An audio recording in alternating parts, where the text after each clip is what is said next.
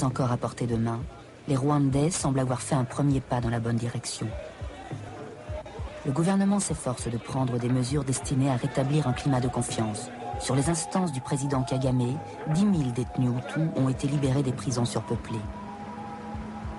Mais cette confrontation entre victimes et bourreaux fait ressurgir le passé au pays des 1000 collines. Plusieurs témoins ont déjà été assassinés, d'autres craignent pour leur vie. Dans de telles conditions, les Rwandais auront encore probablement besoin de plusieurs décennies pour développer un véritable sentiment national. Agissent les villageois lorsqu'ils rencontrent les meurtriers présumés de leurs proches. Bourreaux et victimes peuvent-ils se regarder en face? Voici le documentaire d'Anne Aguillon, Au Rwanda, on dit. Concernant les prisonniers ayant avoué leurs crimes de génocide et ayant demandé pardon à leurs victimes et au peuple rwandais, Son Excellence le Président de la République demande aux instances compétentes d'examiner dans un délai d'1 mois les dossiers de ces détenus. Les détenus dont les aveux sont conformes à la nouvelle loi Gacaca et qui ont purgé le maximum de la peine prévue par cette loi devront être immédiatement mis en liberté provisoire. Ils comparaîtront en liberté ultérieurement. Fait à Kigali le 1er janvier 2003.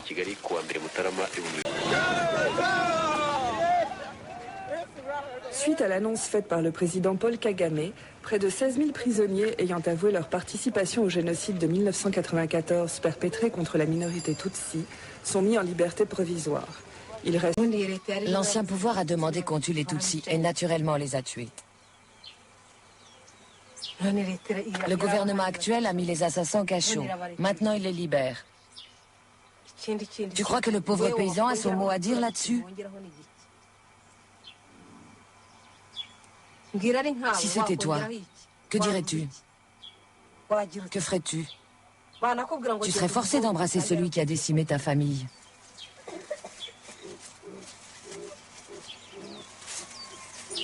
Si je pouvais, tu verrais.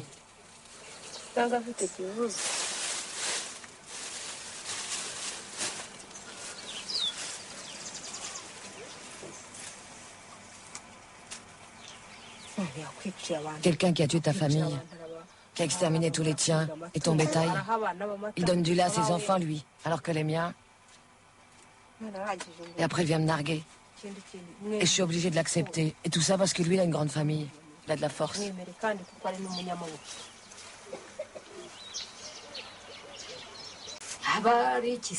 Comment dire? Je les ai vus revenir comme s'ils sortaient de la messe ou comme des pensionnaires qui rentrent pour les vacances. Je ne sais pas comment ils sont partis ni comment ils sont revenus. Comment pouvez-vous me demander ça? Je ne connais pas leurs droits. Franchement, j'ignore tout de leur retour. Je les ai vus rentrer, c'est tout. Je ne suis pas la seule, tous les autres aussi les ont vus arriver. N'est-ce pas abusé que de nous demander ce que nous ressentons à propos du retour des prisonniers? Nous les avons vus revenir, c'est tout. Que voulez-vous que nous ressentions? Oui, c'est vrai, nos assassins sont rentrés. Que voulez-vous que nous y fassions? En parler? Pour échanger quoi? Allez leur parler à eux. Espérons qu'ils se tiendront à carreau, que ça ne se reproduira pas. Quoi? Qu'ils nous coupent? Hein? Qu'ils nous découpent en morceaux. Et s'ils revenaient avec la même intention, qui sait? Eux revenir nous découper?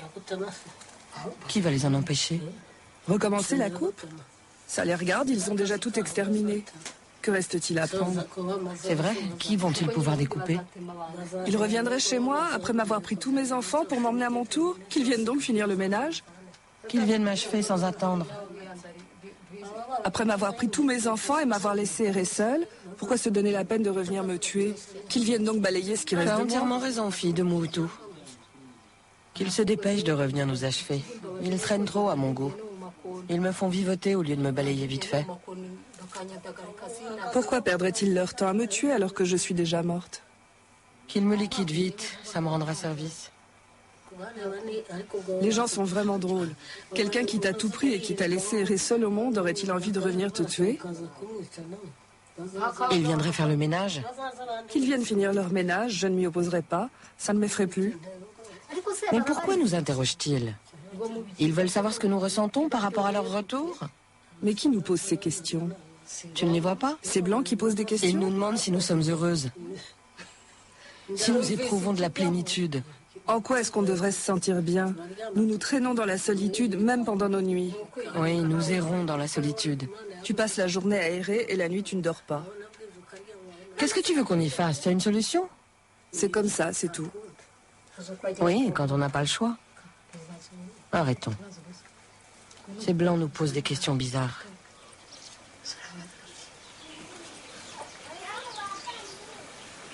Ils me demandent si ces tueurs sont venus me saluer, tu te rends compte?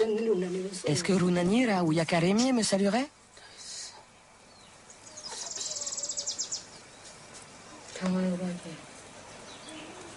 Au fait, je venais te demander du tabac.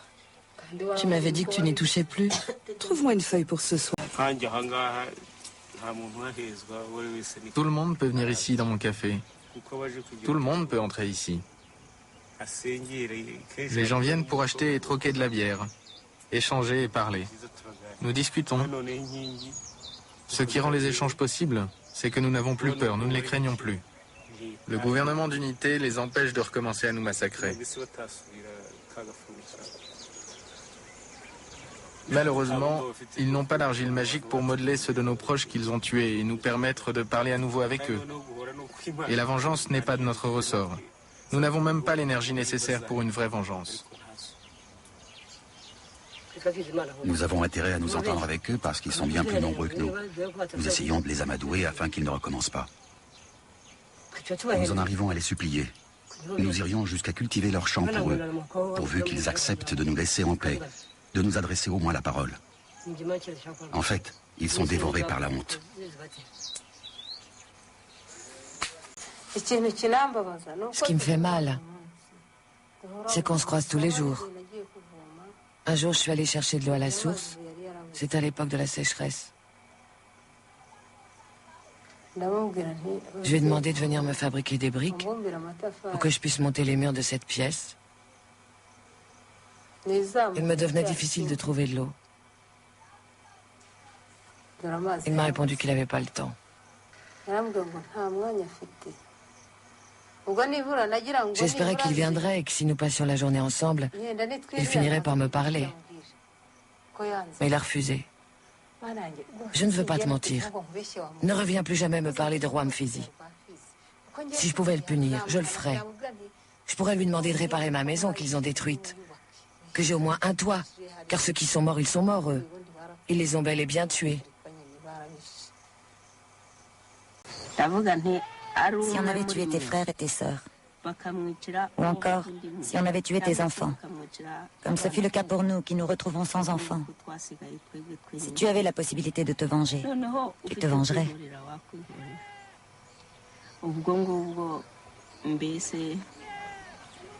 Mais finalement, comme notre parent qui nous gouverne leur a accordé le pardon, nous pardonnerons aussi à celui qui viendra nous le demander. L'élément déclencheur du génocide pourra ressurgir un jour, et peut-être que ça recommencera.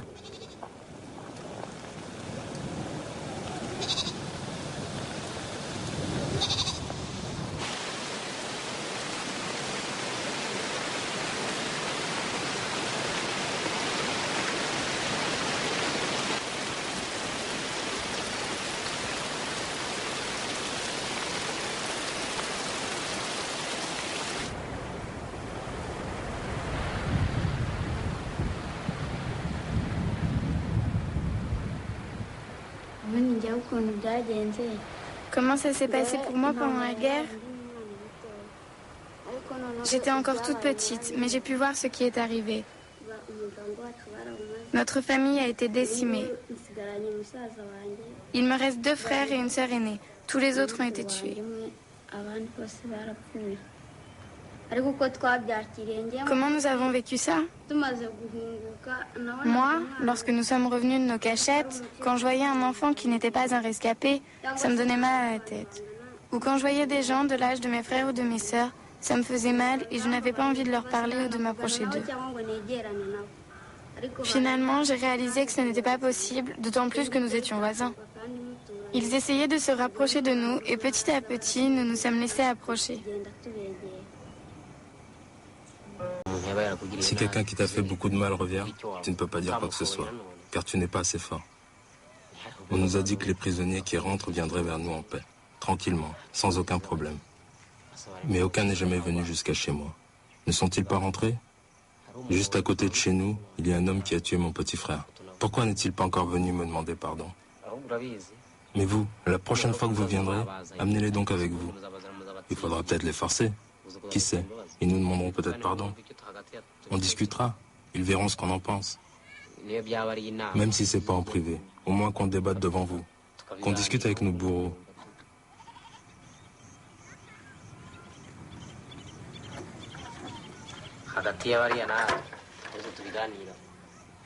nakubwira ngo Rwamfizi si jye wamufunze sinanjye wanamufunguye nakubwiye ko nashimye perezida wacu n'ingabo zaruharaniye zo zituma ngenda mu muhanda nkabasha guhura na Rwamfizi ntasubire kuntera ibuye niyo kandi twanahurira n'aha twasuhuzanya yewe uretse yuko atari yagera iwanjye ari kunjye nshatse we nahagera kuko noneho ntiyanyirukana